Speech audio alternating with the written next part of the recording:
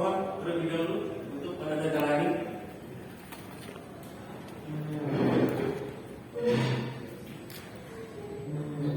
Nanti kalau saudara memerlukan untuk membaca berita acara, silakan setelah kita ditangani. Ini satu namanya.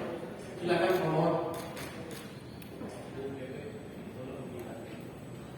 Gimana ya? Supaya enak berdatangan. Di bawah situ aja.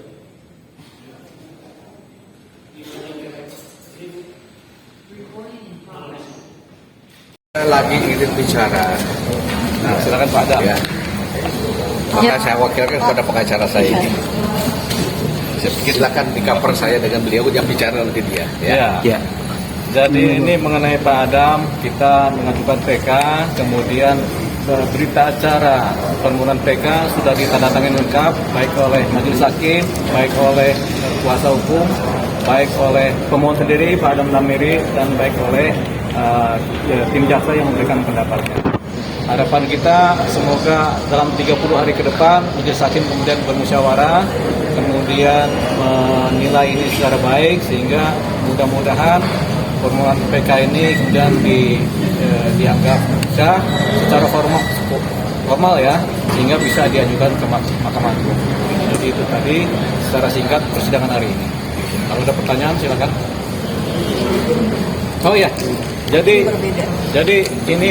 ini mengenai syarat material ya, di mana novum ini sebenarnya novum kita ini kita temukan novum yang baru. Nah, kemudian pada persidangan terdahulu, putusan yang terdahulu adalah ini yang dipakai oleh jaksa, di mana laporan keuangan yang dipakai oleh jaksa dan laporan keuangan yang sifatnya per Desember ya, tapi ini per 31 Desember ya, tapi ini tidak diverifikasi oleh BPK yang dibawa oleh jaksa ini yang pada persidangan sebelumnya ya, dengan putusan sebelumnya.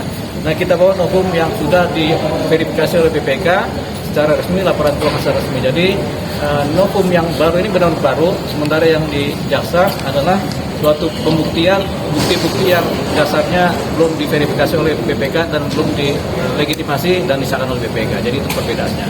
Jadi tetap kita anggap novum kita adalah novum baru yang kemudian belum pernah disidangkan. Baik tingkat pertama, kedua, dan kasasi. Nah, itu Ibu Lisa yang bicara tuh. Ibu Lisa. Bang, kalau belum diverifikasi bagaimana tuh jaksa itu? Jadi itu bagaimana? Kadang-kadang bukti itu disampaikan tapi belum terlegitimasi, itu belum tanda tangan sah begitu. Jadi dianggap sebagai suatu keadaan yang memang bisa jadi barang bukti, tapi tergantung kualitasnya kan. Pun demikian pada sidang pertama itu dipakai oleh majelis hakim sebagai barang bukti dan jaksa juga sebagai barang bukti. Tapi kemudian kita sampaikan novum yang terbaru, di mana inilah yang sebenarnya yang sah. Novum baru ini sah karena sudah terlegitimasi, sudah disahkan oleh BPK, Badan Pemeriksa Keuangan, dan sudah diaudit. Sudah sah. Laporan keuangannya sama, ya kan? Tapi isinya berbeda. Kalau yang jaksa ini laporan keuangan mengenai saham dan reksadana, mengenai pengeluarannya. Kalau kami ini laporan keuangan keseluruhan, di mana laporan keuangan ini sudah diaudit oleh BPK dan menghasilkan keuntungan. Jadi di zaman Pak Adam tidak ada kerugian keuangan negara. Itulah tadi disampaikan oleh penemu novum. Jadi Ibu Linda ya, jadi itu tadi. Silakan dan, Pak. Ya, soal UP juga. Uang pengganti itu kita harapkan juga di dalam PK nanti, putusan PK nanti itu juga diterjemahkan oleh Majelis Mahkamah Agung, di mana uang pengganti yang tidak punya dasar itu harus dikembalikan kepada Pak Adam Damiri sebagai pemiliknya.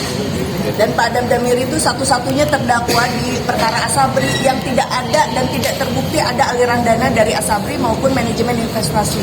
Jadi Pak Adam Damiri yang dikatakan bahwa memperkaya diri sendiri itu keliru, karena UP-nya itu dihitung dari pengembalian hutang dan pengembalian saham Antam yang tidak ada kaitannya dengan Asabri. Nah, apa itu UP? UP itu adalah uang pengganti. Dan orang yang memberinya juga bahkan bukan tersangka, katanya terafiliasi Beni Cokro tapi dia bukan tersangka. Ya, itu artinya lagi bisnis di tempat lain, tiba-tiba mau diambil uangnya sama negara. Ya, itu tadi secara singkatnya ya. Pak Adam, mumpung pakai baju hijau nih, silakan bertanya nih. Cukup aja. Mohon doanya aja teman-teman.